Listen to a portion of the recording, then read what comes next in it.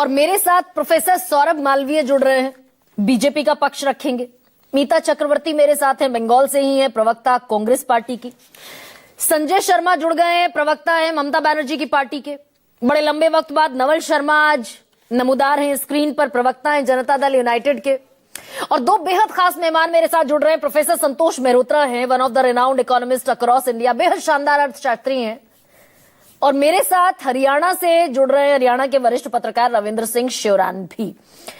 संजय, ममता बनर्जी ने वो जो बिहार से, मध्य प्रदेश से, महाराष्ट्र से एक गंगा बह रही है, पैसे लो और वोट दो, तो ममता बनर्जी को भी बड़ा शॉर्टकट तरीका ये समझ में आया कि भाई पैसे बढ़ा दो, खजाना खोल दो और चुनाव जीत लो।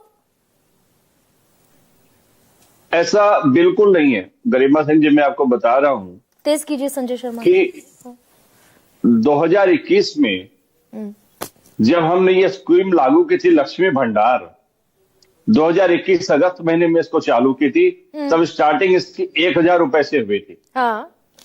और आज 2026 में हम इस मौके पर आके देखें, अंतर्राष्ट्रीय स्तर पर रुपए के गिरते मूल्य को देखें और जिस बेतहाशा तरीके से महंगाई बढ़ रही है उसको देखें, तो ये 500 रुपए बहुत कम प्रतीत होते हैं। ये एक राज्य का सपोर्ट है महिलाओं को कि थोड़ा सा एक हल्का सा टच, हल्की सी राज्य की एक स्नेह की थपकी जैसा होता है, जो थोड़ा सा उसको सपोर्ट मिल जाए। और अंततोगत्वा तो ये पैसा सारा बाजार में आता है, महिलाओं की परचेज कैपेसिटी बढ़ती है, छोटी मोटी इच्छाएं वो पूरी करती है और राज्य की इकोनॉमी को इससे बल मिलता है।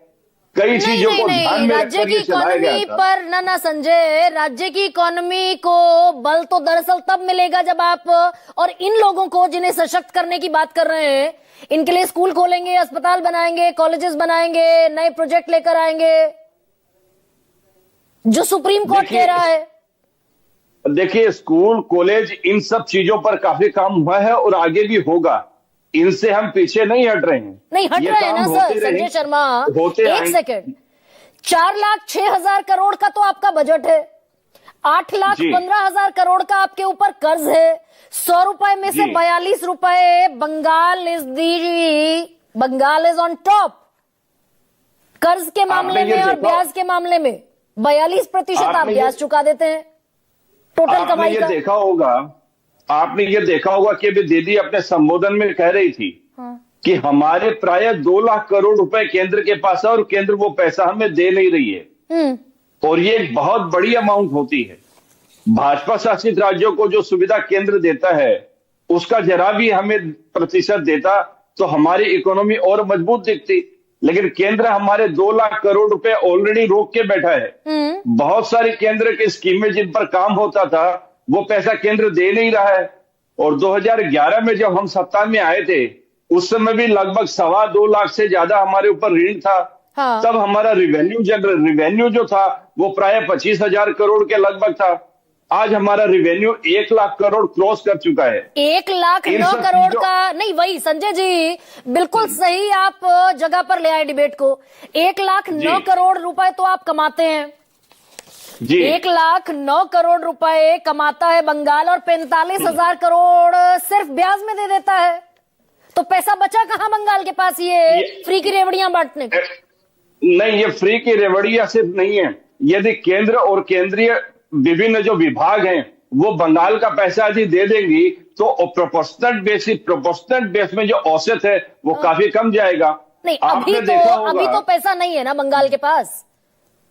अभी पैसा नहीं है, लेकिन हम भी एक ग्रोइंग इकोनॉमी है और धीरे धीरे इसका प्रभाव राज्य की आर्थिक नीति जो है वो प्रभावित होंगी और अच्छा हम कर पाएंगे। कैसे कर पाएंगे? केंद्र पैसा आपको देगा नहीं, केंद्र नहीं। ये सर एक सेकेंड, थोड़ा सा एक ब्लैक एंड व्हाइट में रखिए ना। आपको चुनाव के वक्त, अब जब फरवरी में किसी भी दिन चुनाव की घोषणा हो सकती है, आपको याद आ गए कि 21 से 40 साल के बेरोजगार घूम रहे हैं राज्य में, उन्हें 1,500 रुपए दिए जाने की जरूरत है। जो शिक्षित बेरोजगार है उनको यदि आज के माहौल में, आज के केंद्र के नेतृत्व में जो आर्थिक नाकेबंदी एक देश की हो चुकी है, रुपए का भाव डॉलर के मुकाबले कहां आ गया है, जो 57-58 का डॉलर था, रुपए का डॉलर था, वह 90-92 में हो गया है।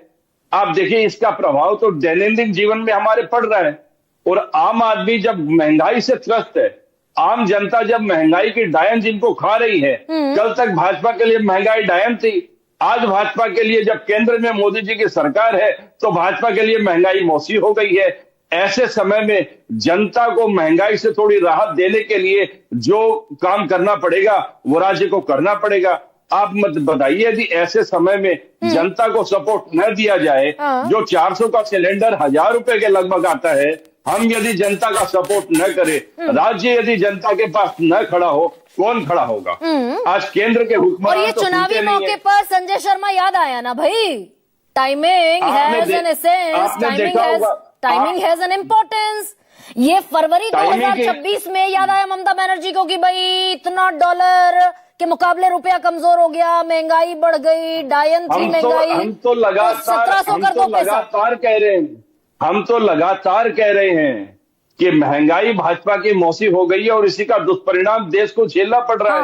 हाँ। और यही तो कारण है। और देश की जनता को हम यदि राहत नहीं देंगे, थोड़ा सा राज्य का सपोर्ट नहीं मिलेगा, तो जनता किधर जाएगी? आप मुझे ये बताइए। और ये चुनाव से इसका लेना देना मुझे नहीं लगता है। चुनाव के समय पहले ही आया है, लेकिन ये चुनाव के लिए ही आया है, ऐसी बात नहीं है। चुनाव ऐसे भी जीते जाते हैं। जननेत्री दीदी ममता बनर्जी ऐसे भी आज बंगाल में सबसे 2 ज्यादा साल बाद याद आई ना नेत्री है। संजय शर्मा, मान लीजिए ना इस बात को भाई।